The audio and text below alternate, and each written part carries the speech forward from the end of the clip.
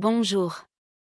Nous faisons le point sur l'actualité en France en ce 5 juin 2026. Ce bulletin aborde la souveraineté nationale avec les enjeux du renseignement et les capacités de défense. Nous traiterons ensuite de la politique intérieure, de la cohésion nationale et des enjeux sanitaires. Le troisième volet sera consacré au débat de société et à la mémoire, avant un point détaillé sur la sécurité, du narcotrafic aux cyberattaques et aux violences urbaines. Souveraineté nationale, défense, diplomatie et industrie. La garantie de la souveraineté nationale et l'autonomie stratégique reposent en partie sur l'efficacité des services de renseignement. Le rapport public 2025 de la délégation parlementaire au renseignement, publié le 27 avril 2026, souligne précisément le rôle central de ces services. Il contient 10 recommandations pour le renseignement français. Ces analyses sont cruciales pour orienter les politiques publiques en matière de protection des intérêts français face aux menaces extérieures, qu'elles soient étatiques ou non étatiques. Pour les citoyens, un renseignement efficace signifie une meilleure protection des infrastructures critiques, une prévention accrue du terrorisme et une défense plus robuste contre l'ingérence étrangère, assurant une certaine stabilité dans un contexte géopolitique complexe. La capacité de la France à anticiper et à répondre aux crises dépend directement de ses moyens. Parallèlement, des préoccupations sont émises concernant les capacités militaires françaises. L'arme du génie de l'armée de terre présente des ruptures visibles et durables de capacité. Ces lacunes concernent spécifiquement des domaines opérationnels fondamentaux, le franchissement, le bréchage, le minage et le déminage. Ces insuffisances impactent directement l'efficacité des opérations au sol et la sécurité des troupes engagées. Pour les forces armées, cela signifie une difficulté accrue à mener certaines missions, ce qui peut rallonger les délais d'intervention et augmenter les risques pour le personnel. Indirectement, cela questionne la capacité de la France à projeter sa force et à garantir sa souveraineté dans des théâtres d'opérations exigeants.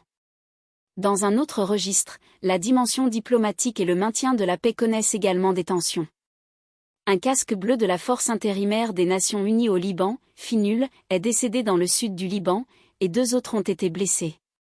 Cet incident souligne les dangers auxquels sont exposées les forces internationales, y compris françaises, déployées dans des zones de conflit. Ces pertes rappellent le coût humain des engagements internationaux de la France et la complexité de la gestion des crises régionales. Enfin, la mission Flash sur les crises sanitaires dans les élevages a été présentée le 18 février 2026. Ce rapport examine les vulnérabilités de l'industrie agricole française face aux risques sanitaires.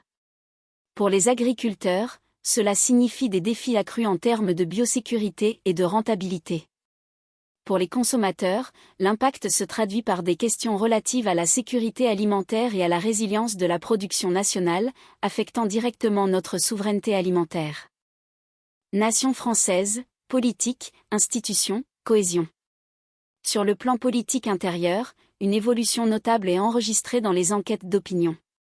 Jordan Bardella atteint 47% de confiance, un record pour lui, notamment après les émeutes liées au Paris Saint-Germain. Ce chiffre est issu d'un sondage Verian.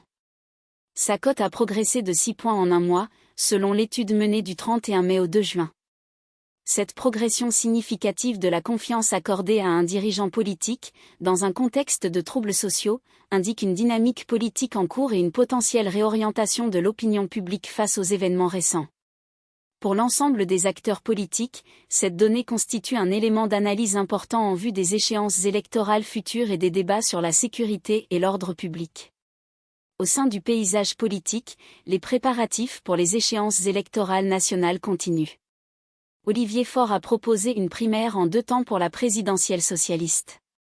Cette initiative vise à unifier et à dynamiser la gauche en vue de l'élection présidentielle. La mise en place d'un tel processus de désignation aura un impact sur la stratégie des partis et sur l'offre politique proposée aux électeurs français. Elle pourrait potentiellement remodeler les alliances et les discours au sein de la gauche. Le monde institutionnel français a également été marqué par la disparition d'une figure locale et nationale. André Santini, maire d'Issy-les-Moulineaux depuis 1980 et ancien ministre, est décédé à 85 ans.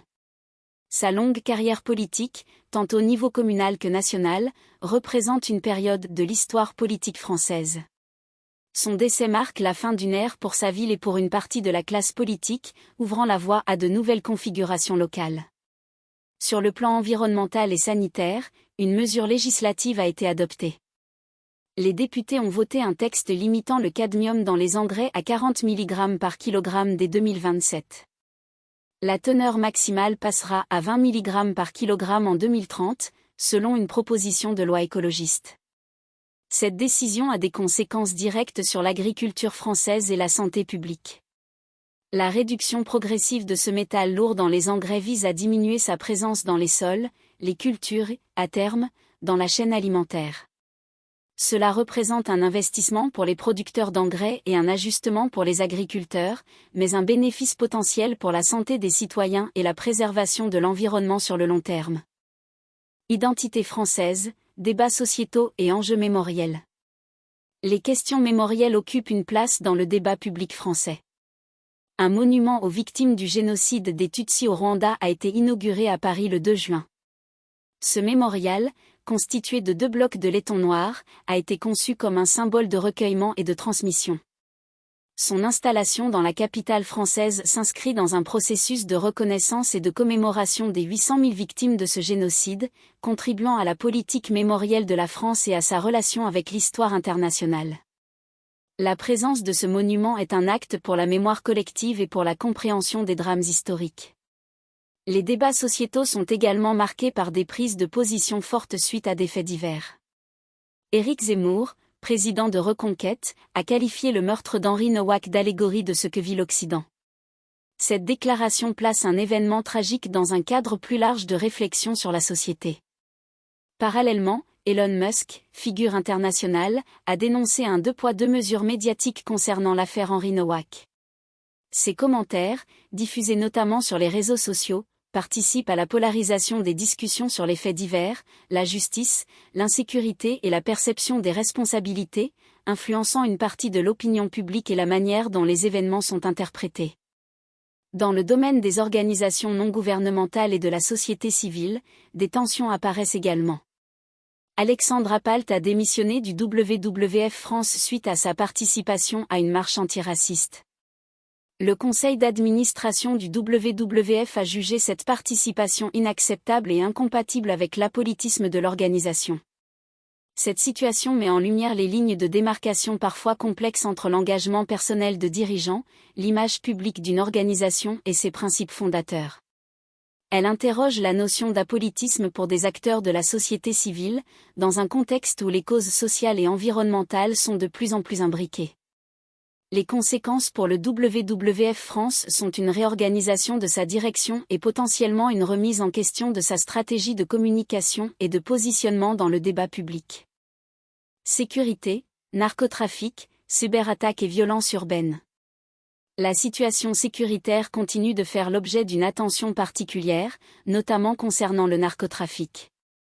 Un 4e homme a été tué par balle à Nantes le 4 juin, lié au narcotrafic en quelques semaines. Cette série d'homicides dans la même ville, sur une courte période, signale une escalade des violences liées au trafic de stupéfiants. Cette réalité impacte directement la sécurité et la qualité de vie des habitants des quartiers concernés, générant un sentiment d'insécurité et interrogeant l'efficacité des dispositifs de lutte contre le crime organisé. Un suspect a été interpellé le 3 juin à Nantes, en possession d'un pistolet mitrailleur 9 mm. Cette arrestation et la saisie de l'arme illustrent la militarisation croissante des gangs et la gravité des moyens déployés dans ce type de criminalité. La présence d'armes de guerre dans les zones urbaines représente une menace directe pour la population et les forces de l'ordre. Le domaine de la cybersécurité est également sous tension, avec des répercussions pour les citoyens et les entreprises.